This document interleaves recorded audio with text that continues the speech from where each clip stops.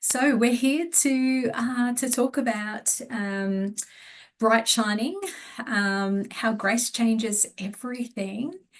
And first off, as we normally do, g'day Joe, thanks for joining as well, and Cheryl as well. As we do, let's just go straight in, and I'm taking this from our wonderful book in hand.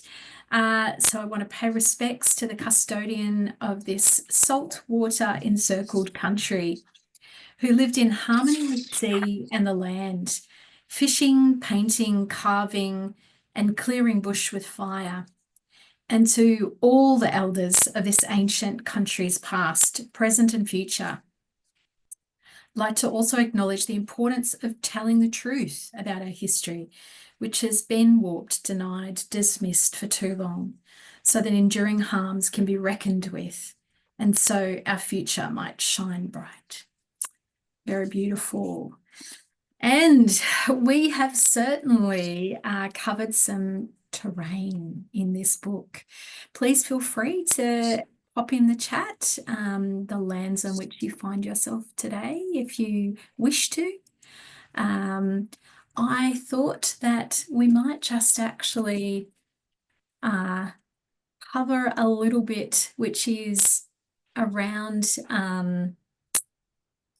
this concept of what we call Dadiri to start off with, because it's a beautiful way for us to come to center. So this just takes just a few minutes, and I think it's just a beautiful thing for us to start this way. I'll play it just now. So feel free to close your eyes, to watch the images and just listen, whatever you would like, but may you have a few moments of deep inner listening.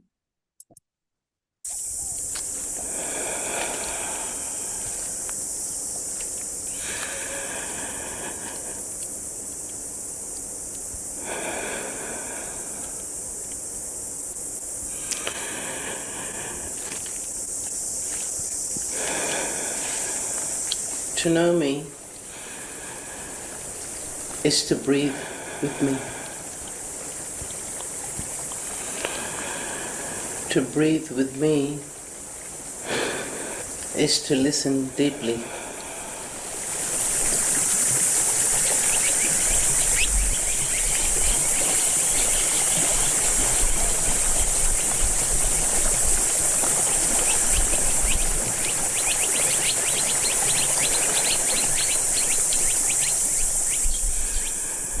To listen deeply is to connect.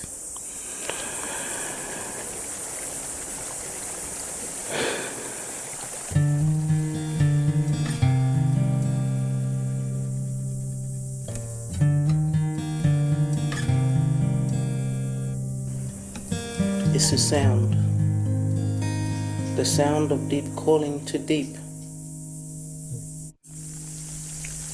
Dadiri, the deep inner spring inside us. We call on it, and it calls on us. We are river people. We cannot hurry the river. We need to move with the current and understand its ways.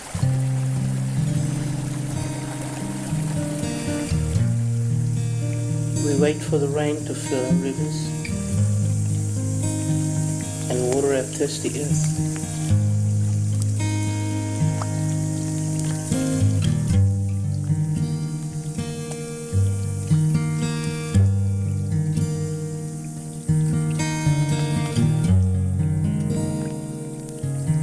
We watch our bush foods and wait for them to open before we gather them.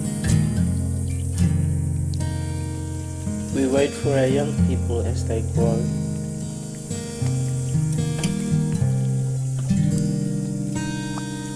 The time for rebirth is now. If our culture is alive and strong and respected, it will grow. It will not die, and our spirit will not die. I believe that the spirit of Dadidi that we have to offer will blossom and grow, not just within ourselves, but in our whole nation.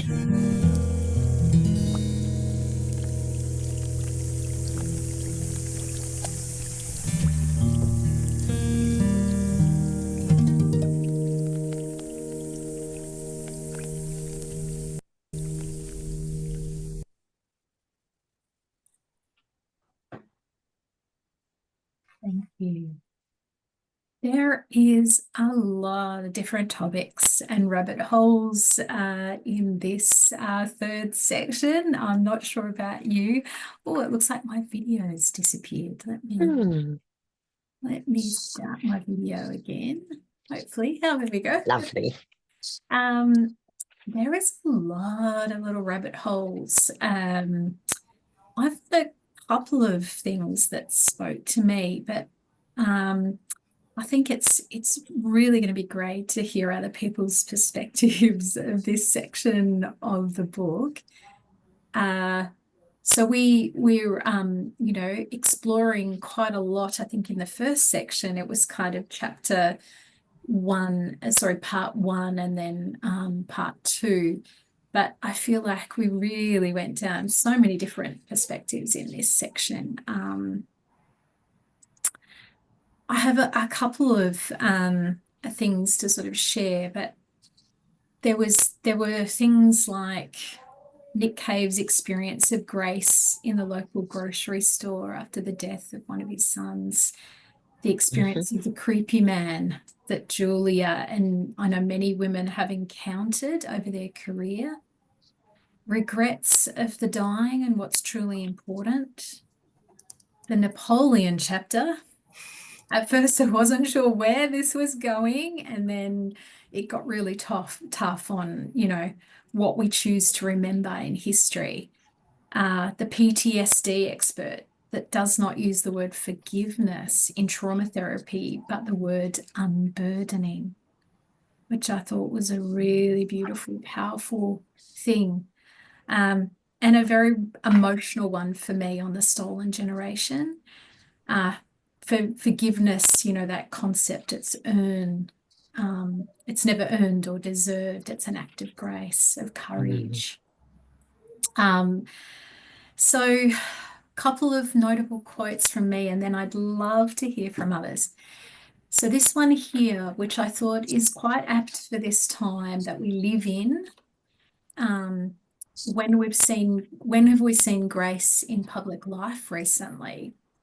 Its absence can make it harder to show our kids what it looks like. And then Julia drew on the quote from Jacinda Ardern after the Christchurch massacre. I'm sure everyone will remember those scenes with her wearing a scarf and how she kind of spoke to those who had come from other lands who were quite predominantly affected in that massacre. And, she spoke about the fact that those people who'd made, chosen to make New Zealand their home, that it is their home and that they are New Zealanders, and that, just that outreach of heartfeltness to others. And then in the section that was called Random Encounters with Strangers, this concept I will keep with me after reading this book. And it's a quote by John Koenig from the Dictionary of Obscure Sorrows. I've never read that book. I don't know if anyone else has, but it's this term sonder, which I don't know if anyone else has heard of this, but this realization that each random passerby is living a life as vivid and complex as your own, populated with their own ambitions, friends, routines, worries, and inherited craziness.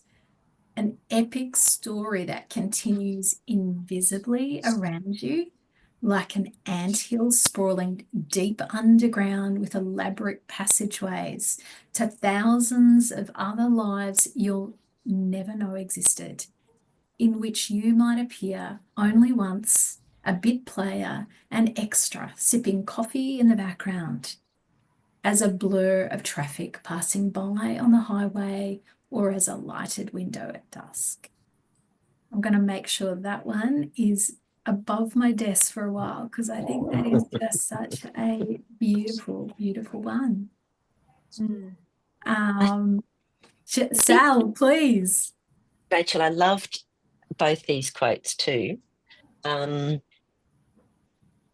It's almost what it really struck me reading things like this were perspective. What perspective are we having?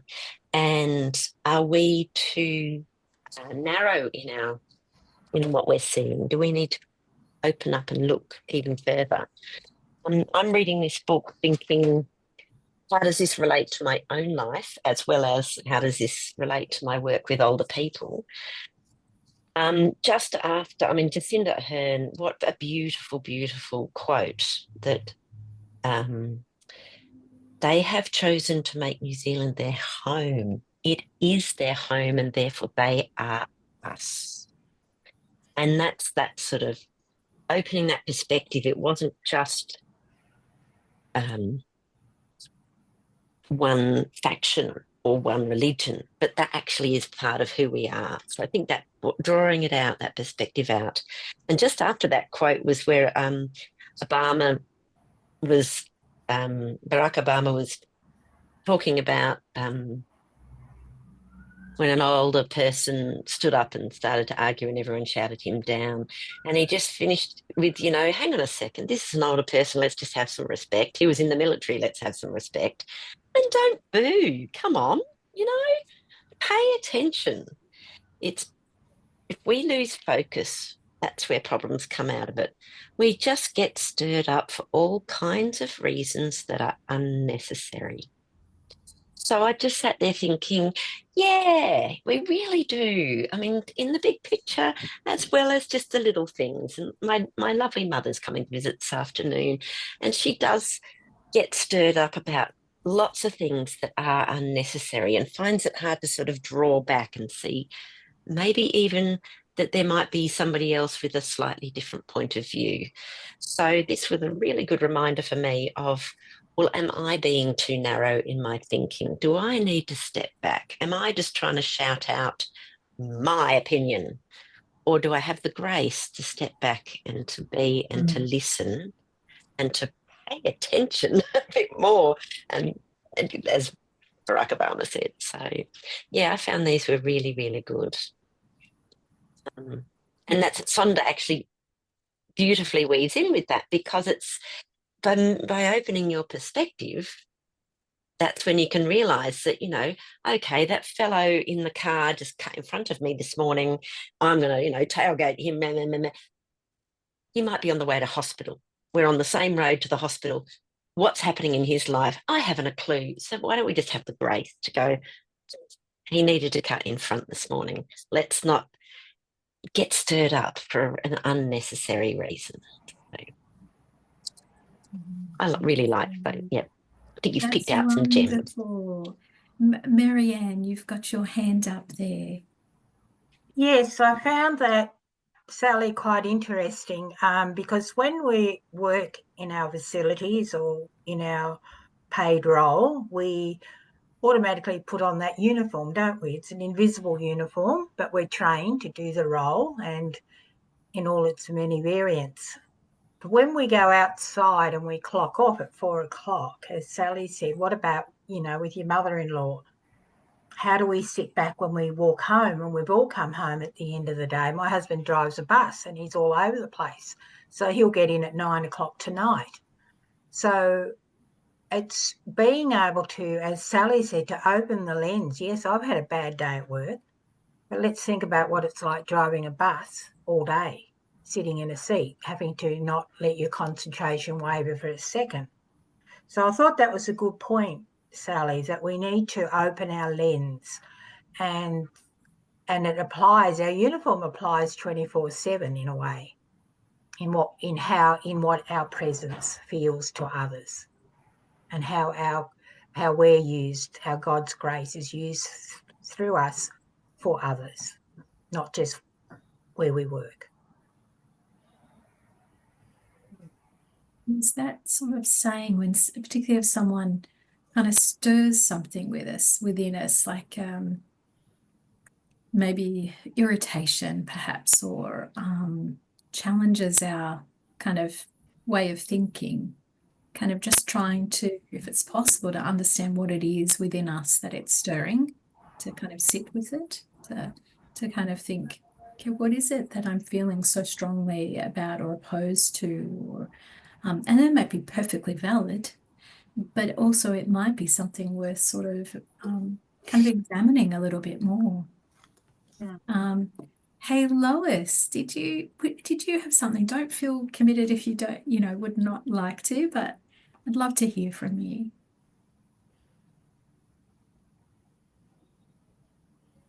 Oh, I'm enjoying what everybody else is contributing. And I just want to say thank you also for that gift of the pause and the dadiri reminder of, and I just want to comment on that is empathy, isn't it? To breathe with someone, to breathe alongside, and to be listening attentively. The part that I really enjoyed, so many bits, but it was interesting to me to read about the study done on moral elevation, and how that studies show that if you imaginatively put yourself in a situation where you can be altruistic, or even if you can just observe people being altruistic, that a moral elevation kind of takes place, and we become alert to suffering, and yet also have the pleasure of seeing that suffering eased. And so then our own stress, which can be part of the vulnerability of being a person that gives to others and listens attentively and deeply and empathetically to others, is that we become more heightened in our sensitivity or sensitized to suffering. And yet that can be eased. So that sort of secondary witnessing of suffering, stress, can be eased when we are focusing on the good, the altruistic, the self-sacrificing, the the moral integrity of others, and people who are being committed and courteous and fair to others in public roles, like Jacinda Ardern. We were all elevated by her response, correct? And we all have hope rising in us when we are reminded of Barack Obama's kind of leadership. Yes. And so it enables us to be more grace-filled and more hope-filled. So I just really liked that. And very nice. Yeah. It's very nice when science actually backs up what we've all sort of known, if that makes sense. Yeah. I know. And she brought it up as science so that those who are skeptics can go, well, actually, the evidence is here. Look. So I like that too. Yes. I do like that. And also when science uses the words to describe natural processes that we feel within ourselves, like that, the closeness of tending and befriending, that the hormone that's involved. And beautiful. Yeah. So isn't it amazing that God has wired us in these ways? I just, for me, that just deepens my sense of gratitude and spiritual richness, I suppose. Thank you. Thanks, Lois. And going into the Holy Week as well with that in mind. And a beautiful story in there about Mike Baird as well, of him working in there, which I noted. Suzanne, please share. Yeah, I've got a few thoughts, and they'll be a bit all over the place, but we'll see how we go. Nick Cave I'm a huge Nick Cave fan. And he's been in my life all over the place in the last week. So bear with me while I do a few Nick Cave things. I taught my last CPE group yesterday, so he was in there, and he was in my email this week. Nick Cave, as some of you might know, he's lost two of his sons have died under very tragic circumstances, and I would recommend to you his book, Faith, Hope and Carnage, if you haven't read it, which is about the death of his son. If you know of anyone in your lives who's had a child die, it's a beautiful recollection of how he dealt with the death of particularly his younger son. So it's a lovely sense. One of the interesting things about Nick Cave is he's always been spiritual but not religious, but now he's religious but not spiritual. And a lot of his fans who have followed him for many years, I've seen him in concert probably a dozen times, are kind of annoyed with him now because he was always this big hard rocker. He's had a heroin problem. He's been an alcoholic. He's done everything hard. And now that he's religious, they're kind of a bit frustrated with him because it's not the Nick Cave that he knew. But with the death of his younger son, he turned to capital R religion because, as we all know in the spiritual care field, he needed to get he needed to find something that helped him in the death of his son. And it was turning back to the religion of his childhood. And that's what's worked for him. And he goes, this is what's working for me, deal with it. And it's quite unusual to see. So this is a beautiful book. But what happened in the last week was he has a weekly email that goes out, and it's called the Red Right Hand Files, which is one of his songs. And there was a snarky one this week from a lady who said, rich people, rich musicians, you get all your money, we send you money, la, la, la. And he wrote back, and his response was a little snarky, but it was still quite nice. And there was a second email that came out yesterday, which she wrote back to him and she said, oh, Nick, I'm such a bitch. Thank you for your nice response. And he goes, yeah, and I'm a bitch too. And thank you for your nice response. And it was delightful because it was grace in public life. It was really quite beautiful, this sense of it. So that's my first thought about grace. My second thought, and it's related to a couple of the chapters, and it's a woman thought. And it's this thought about, Julia and Jacinda, and it was the cost of grace for them. It was the cost of grace. And they paid a really high price for their grace, didn't they? It was a hard price.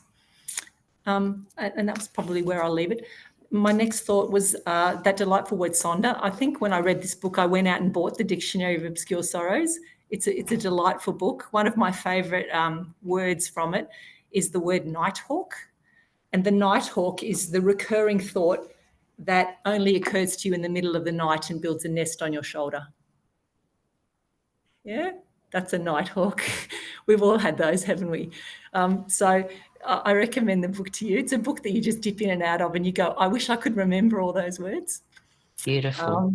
And the other thing is there's a German word in one of the chapters, and I'm German, and Germans are renowned for building these fantastic words. So I love it. I have a book of words that only Germans created, so we have a fantastic sense of it. One of the words that's quoted in one of the chapter is, we listen to the wisdom of the terminally ill. Many of you who work in spiritual care would have lots of books that have been written by dying people. But she wrote about, but what about the wisdom of the chronically ill? Yeah, I'm a person who has a chronic illness, and it's migraine, which is like not just a headache. But if you're a chronically ill person, it's like you're just supposed to get on with it. So there's a sense, those of us who work in spiritual care, those of us who work in aged care would know that, oh, well, you're an old person or you're a chronically ill person. You have no sense of it. Whereas, and this is not to disparage people who have dealt with but there are lots of cancer memoirs around and there are lots of those things. Fantastic. But the wisdom of the chronically ill, there's a sense there that, yeah, I thought that was a real little light bulb for me, went up about the wisdom of the chronically ill. And the last one related to what all the other people have said about other people's lives. My friend Father Ben tells me a story that always sticks with me. He was coming home from having buried a funeral for a small child, and he must have been distracted in his car and cut someone off. And the fellow threw a water bottle at him. Yeah. And he's going, that person didn't know that perhaps the reason I was distracted and I cut you off was because I have just done a funeral for a child.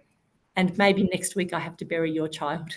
And I always think about that, you know, that he was a bit distracted and did something, and this guy road raged him, and it's like he's a priest who's just buried a baby, you know. It's like we all being aware of other people's lives. So I always think about that when I get cranky in the car. I always think about my friend Father Ben. It's like maybe that person has just buried their child. That's why they're distracted. So that's my thoughts for you today. Very good. Such Beautiful. profound thoughts. Yeah, thank you so much to all of you who've contributed so far. Absolutely beautiful. May I add on something to Suzanne, Rachel? Please, Sally. Yes. I also was I actually only got up to the end of chapter 9, and that was the one in the time we have left we must dance. And that wisdom of the chronically ill. And I extended that to my son had a very rare, painful disease, and till he was started when he was 21, and he still now lives with the chronic effects of it. So there were also the wisdom of journeying with somebody who's chronically ill. And so I actually did ask myself, what did the pain teach me? What did his pain teach me? And the things I learned, such as, you know, that absolute importance of presence, of acknowledging things are bad, of crying with somebody, but also the things of that perspective again. I learned to ask, what's the worst case scenario? And this is where we are now. You know, where are we on this, where you're fully well or you're about to die with his illness? Where are we? And most of the time we were about here. So we weren't there, and that gave me that perspective of, okay, so we're here and we're going to work that way, but this is what I've got to look out for. And that helped. But also the don't cross bridges till you get to them.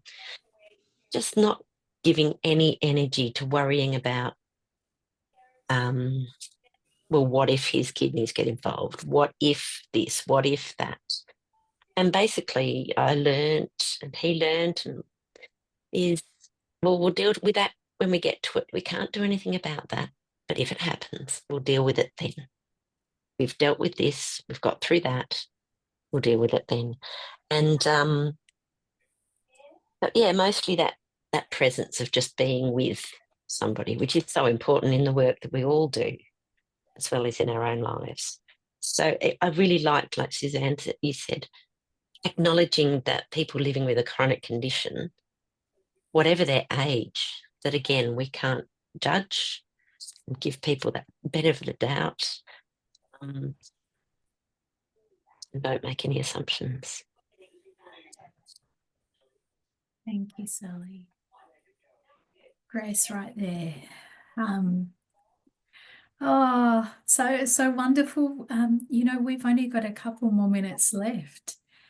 This time goes so fast. I have a few questions that are on here, which we'll put on our website.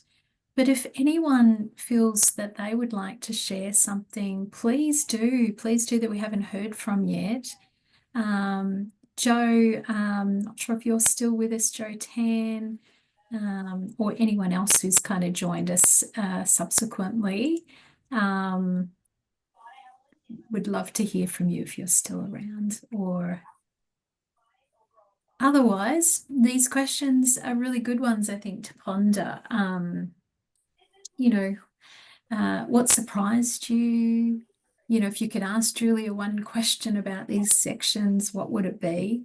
You know, follow-on questions. There's a lot she's sharing, isn't it, from her personal life, stemming way back, childhood through to, you know, work life, early life, her current chronic conditions, health conditions, her family, her loves, her losses. So, you know, there's so many avenues that she's kind of took us on a journey. Her children's lives, experiences. And the question here also, are there any reoccurring motifs? Because I kind of feel like there is a sense of some, but I'm not quite sure that I can grasp them. So we'll put these on the website.